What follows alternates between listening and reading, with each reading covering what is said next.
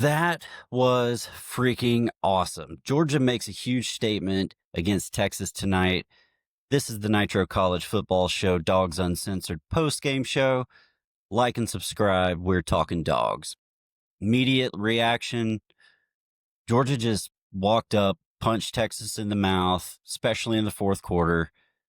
Gunner Stockton took the game over, and Kirby went full psycho on us tonight, going for it twice on fourth down and kicking an onside kick. I mean, just incredible. Georgia wins 35, Texas 10. Gunner Stockton, player of the game and definitely the MVP of this team. 5 total touchdowns, 4 passing, 1 rushing. He only had 5 incompletions, and he had multiple explosive runs. Speaking of running, Nathan Frazier, he continues to step up and break out. I'm loving what I'm seeing there. He really broke out against Mississippi State last week and continued that this week with another strong performance, was running really hard, getting really tough yards, and it was tough sledding against that Texas defense. These teams were beating the shit out of each other. It was a freaking get in the phone booth fight show tonight. I mean, it was brutal, some of the hits that we saw, but that's why we love football. We love the big hits. Unfortunately, we did see CJ Allen get hurt. That was unfortunate. It's not looking great for him. I'm really worried about that injury, just for the simple fact that it was a non-contact injury. It looked like he twisted it kind of weird or something, and was grabbing behind his knee. So I don't know if it was his knee or if it was, the hamstring. Tough to say. But we, hope for the best that he's going to be okay and he gets back. And got to give some props to the Georgia defense. That's a big loss for the Dawgs. I mean, he's the alpha, as they were saying on the broadcast. He's the alpha of that defense, best player on the field. And he goes down, and Raylan Wilson steps up. Chris Cole steps up. Just incredible performance by the defense. So what went right tonight? A lot of things. Gunner was incredible. Command, poise, explosiveness. Both of those, a runner and a passer. We saw some weapons stand up tonight. London Humphreys had a game. Dylan Bell continues to make plays. And Noah Thomas, welcome to the show, man. He has stepped up big time. He had 2 touchdown passes tonight, and both of them were beautiful. So great to see him getting into the mix. I mean, the offense was amazing. Frazier, like I said, just looked awesome, ripping off chunk plays.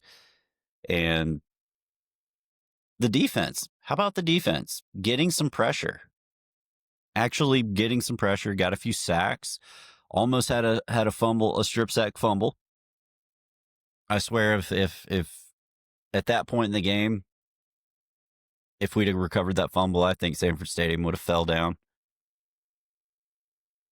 It was nuts. It was nuts at that point. And again, every call Kirby made went right tonight, basically. 2 fourth down conversions, surprise onside kick. After that, Texas was done. Just absolutely done. But we still have some holes. We still have some things we got to fix. The run defense was kind of shaky early, but settled down big time, which was awesome.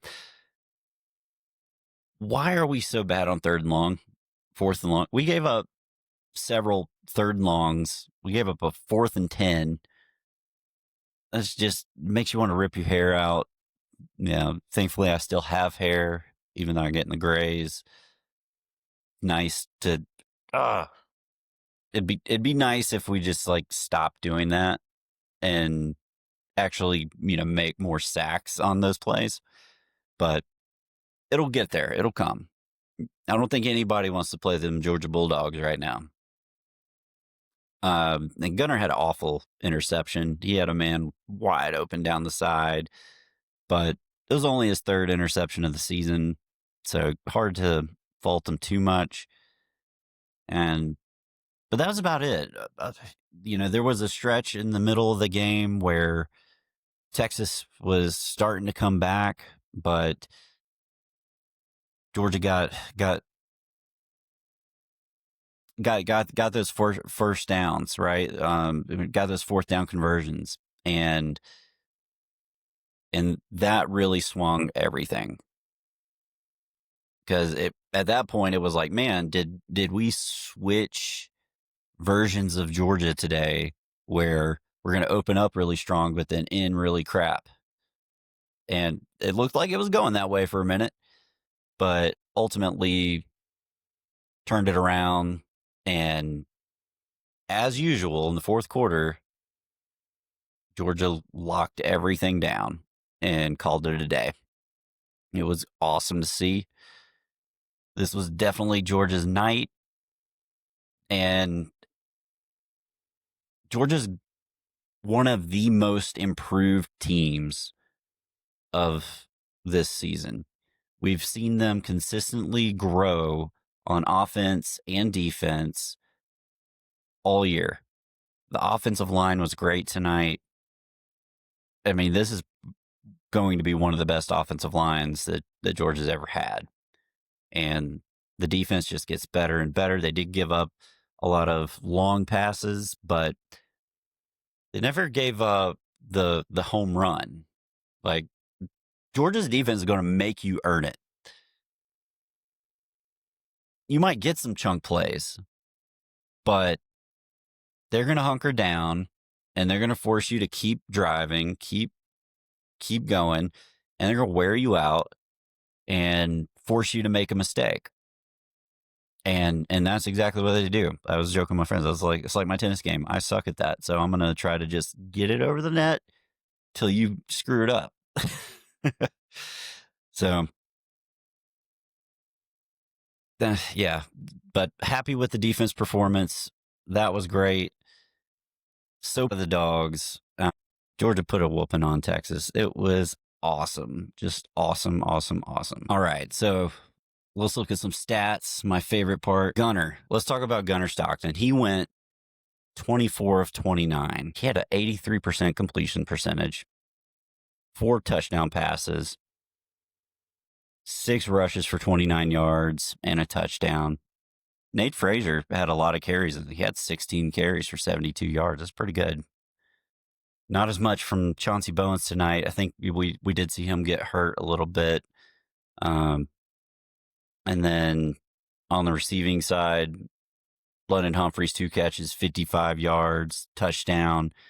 Zachariah Branch didn't get too much going today, but he had a really big explosive play, got us down to the end zone, into the red zone. He was used more as a decoy than anything, which was great, which was fine because it opened up plays for other folks, i.e. Noah Thomas, who had 4 catches for 32 yards and 2 touchdowns. This is awesome. And on the defensive side, Chris Cole ends up being our leading tackler tonight because he had to step up for C.J. Allen. And Dalen Everett right there at number 2. He loves playing Texas, even though he did give up that touchdown that we thought was changing momentum. But ultimately, the Dawgs pulled it out. Total yards, Georgia 357, Texas 274. Each team had a turnover. And penalties were a big story of this game.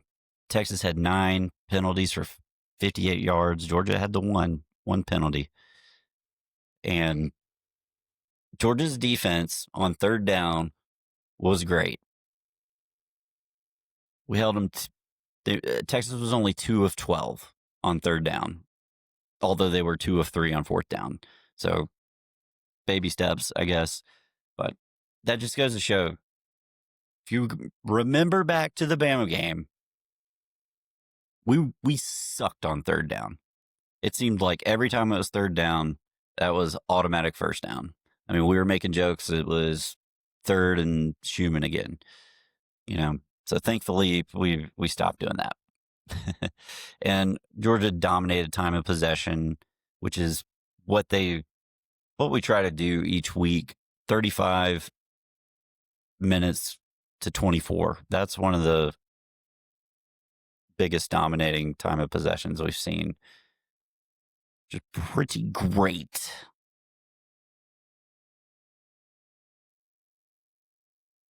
And how about that offensive line? Texas came into this game with a ton of sacks. Colin Simmons, I mean, he's been destroying people. Only 1 sack today. Georgia got a sack, 1 sack. That was enough.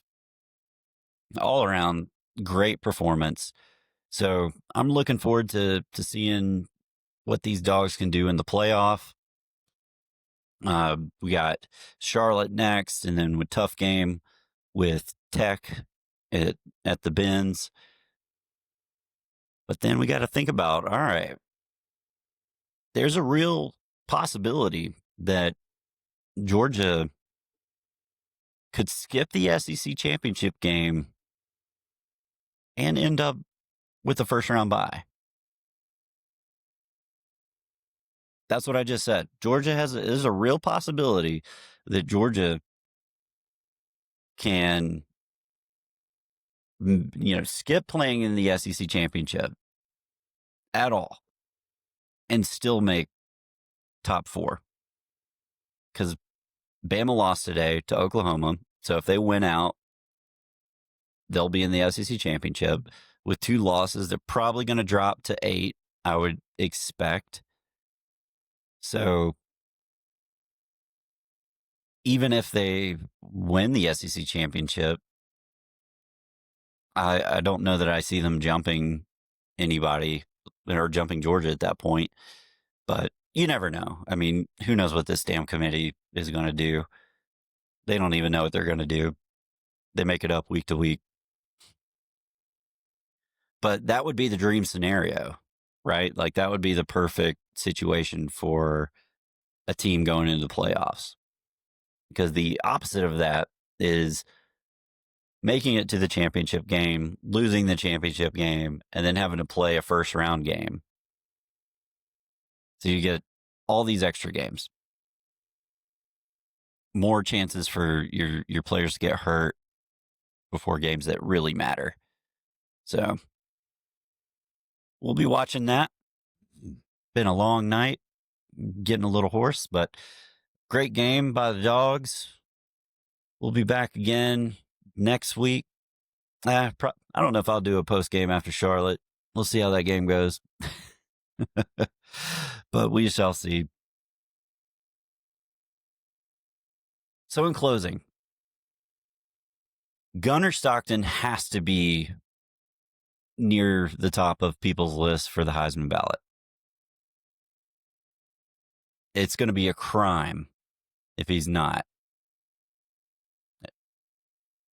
I mean, he has to be there with Fernando Mendoza and Marcel Reed because he's not putting up like the gaudy numbers, but he's scoring a lot of touchdowns. He's the engine that drives that team. He is the heart and soul of the team. So put some respect on Gunner's name. If he's not in New York, I would be mad. I'm gonna be pissed if he's not in New York because he deserves it. No one gave Gunner a shot going into the season. Hell yeah, Gunner way better than Beck. I mean, what we're seeing from this team this year is like the polar opposite of what we saw with the team last year. Up until Gunner came into the SEC championship game last year, we just saw a team that didn't have a lot of life, and now you see a team that is motivated, hungry. They pick each other up. They're excited. I mean, the whole fire, passion, and energy, like you can see that on the field throughout the whole game. Like they never let up. They might screw up a few times in the game, but they never stop and they just keep going. And tonight was great because it ended up being a game where it looked like it was going to be close for a minute, but then Georgia said, "Nah, nah." To steal a line from LA Knight, "Nah, not tonight." Put the foot down. Wish they would have put the foot down earlier, but putting the foot down anytime is better than no time. So just glad for a Dawgs victory, and hopefully another one next week with no injuries and one more in Atlanta. And then we're ready for the playoff. So me and Street will be back tomorrow night to recap all the games this weekend. So tune in for that, 9 o'clock. And keep on rooting those Dawgs on. We got it going on. Game Day Drip is still undefeated since Bama. So we'll talk to you tomorrow night. I'm Burl. This is Nitro College Football Show. Go Dawgs.